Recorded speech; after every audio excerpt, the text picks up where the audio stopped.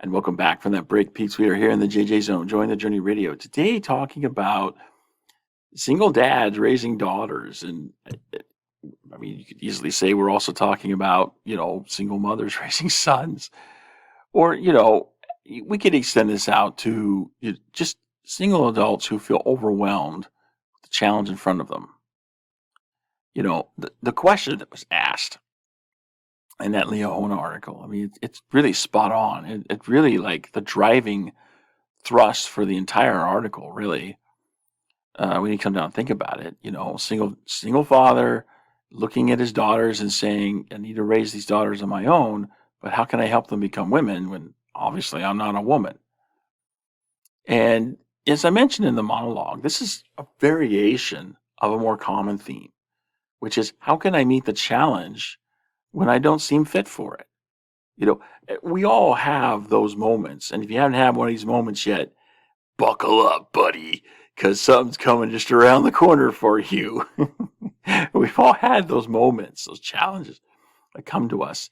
And we're so overwhelmed that we can't even get our arms around it, let alone think about how we're going to overcome it, conquer it. And yet, that is the thing that's inside of us, that ability, that capability to conquer whatever challenge comes before us, because the Lord would not allow us to face a challenge we couldn't meet. He's not going to give us an opportunity where we cannot succeed, where, the only option is utter and abysmal failure. And even if it were hops and abysmal failure, it's not like the very end of things, because first of all, we either die or we don't. And if we die, we carry on to the next life. And if we don't, then we can learn from our experience and try again. So either way, there's no real loss. We can meet whatever challenge it is that's before us. And the thing that troubles, I think, a lot of LDS singles is they meet up with these overwhelming challenges and they don't know how to conquer them. Well, here's the thing, and it's amazing. It's like when you get into like physiology and how human beings are like biologically constructed, it's amazing that, we have this natural inborn inclination that one of the ways we resolve stress in our lives is by getting more social. And I think there's an indication of that we're actually designed to become more connected with other people and to associate more with other people when we face a stressful situation. Because this is one of the ways that we relieve stress. And, so really when you step back and you think about it, it's like many of the challenges, especially the ones that are overwhelming to us, were not intended to be conquered alone. We have these challenges so that we can reach out to other people. And the Lord has indeed placed other people around us. Some of them are in the church, some of them are out of church, as I was mentioning in the monologue. But the Lord has placed people who can help us all around us. Family, friends, neighbors, church leaders, people in our awards and stakes. There are people that the Lord has placed within our sphere of influence, connection, whatever you want to call it, who can help us. And we just need to take the Savior's admonition, ask, seek, knock. We got to do a little bit of work, help to make people aware of the gap that we're experiencing in our lives. But, some people are just not going to respond well to that. But the majority of people that we open up to, especially if we're being led by the Spirit can help us to identify the people we should open up to and ask and seek and knock. The Spirit can guide us and lead us to those people. And, when we do that and we reveal the gap to them, they're more likely going to be open to helping us and doing something that they can to help us overcome the challenge, to grow from it. And this is the mistake that I think so many people make, not just LDS singles, but just people in general, is that we look at a solution for a problem. We think of the solution as something that takes the problem away, right? Like the solution is something that, we want to get rid of whatever it is that's troubling us. When really, oftentimes, the solution is not something that gets rid of the problem, but rather helps us leverage the problem or the situation created by the problem so we can grow, so we can learn, so we can become better than what we were before, so we can become something more than what we were before. And in this way, we grow along the path of eternity. So, keep in mind that, you're really alone only if you really want to be. Because if you don't want to be alone, you don't want to face your challenges alone, you don't have to. The Lord has placed people around us, and all we need to do is look for them, ask, knock on people's door, have conversations and start connecting with people, start developing that sociality. And it's not just a matter of take, it's also a matter of give. We need to be aware that we might be that person for somebody else who needs help. And so we need to be willing. We need to be more alert and attuned to what's going on around us in the lives of the people that are around us. So we need to be ready to help them when that opportunity comes. There's give as well as take here. But this is, I think, one of the guiding principles that can help all of us, and especially those of us who are single and facing challenges that seem completely overwhelming. We have resources available to us. And I think all of us have a lot more resources than what we think we have. We just get stuck in this rut of thinking that we don't have any resources because we're not utilizing those resources. And we're not looking to see what resources we actually have. We're just getting stuck in our own little hovel. Well, if you want to, overcome the challenges that you face in your life, you have to leave the hovel and elicit the help of other people to help you overcome. Because this is so much why.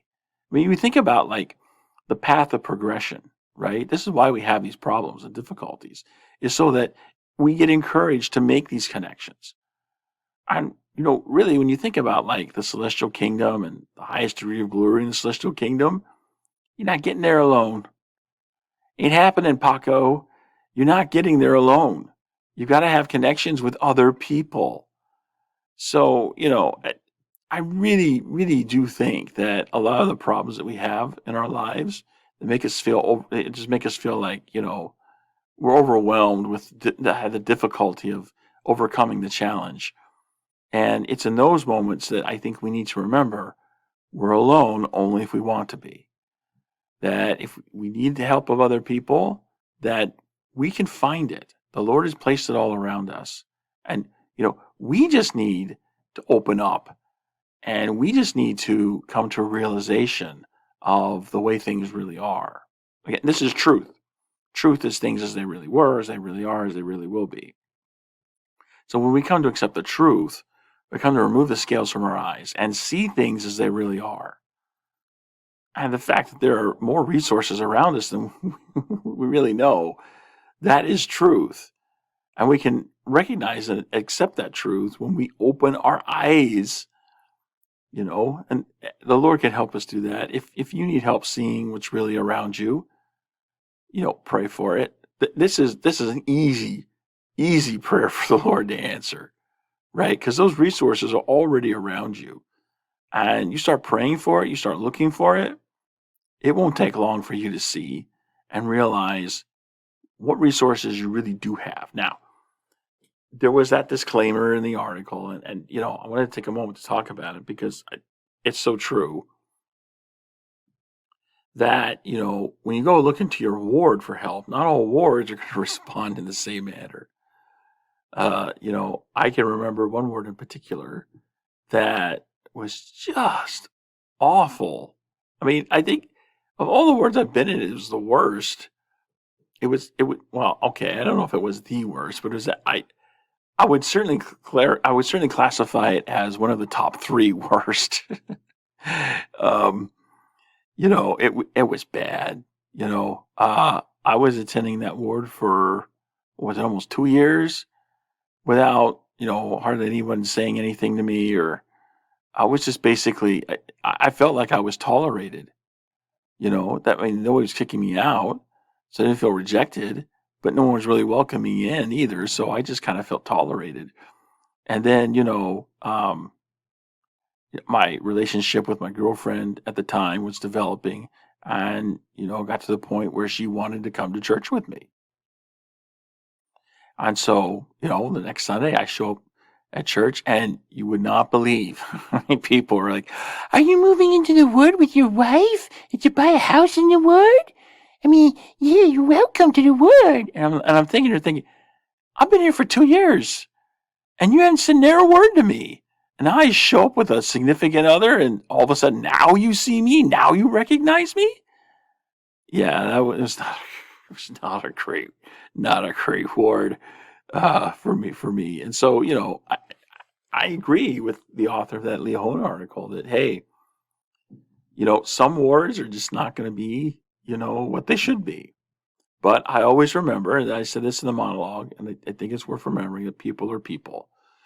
And I got a Depeche Mode song in my head. People are people, so why should it be? You and I should get along so awfully. Track.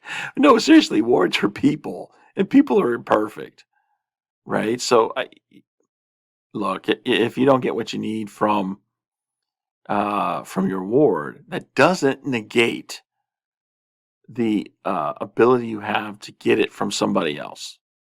And the Lord has placed people in your life. Some of them are in the church, some of them are out of the church, but He's placed people in everyone's life that, if you need help and you need to connect with somebody, if you ask, if you seek, if you knock, you will find those people that are around you who will help you.